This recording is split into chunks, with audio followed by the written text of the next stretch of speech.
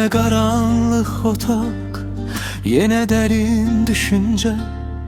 Otağım dumanlanır, ağlıma sen gelince.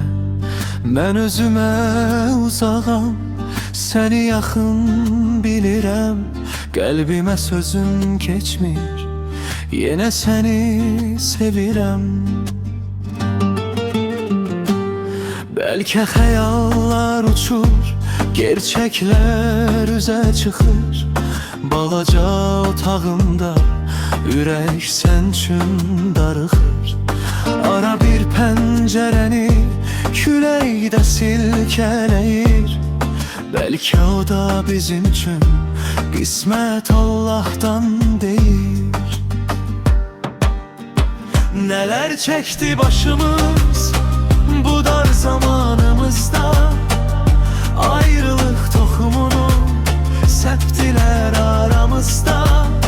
Belki səhv bizde olur, yetmedi uzaklara. Kimse bizi bilmezdi, demezdik yakınlara.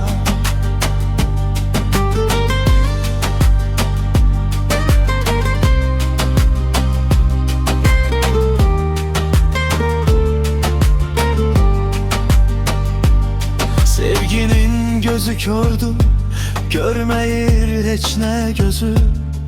Daha könelip artık teselli veren sözü. Ben sana can deyərdim, sen mənə can sirdaşı. İndi qəlbə sığınıb gözlerin gizli yaşı. İndi sükut danışır, ben susuram bir təhər.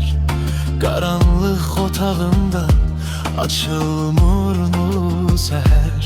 Sen mənə bir ömürlük şirin xatirə qaldın. Məni məndən ayırıb xəyallara apardın.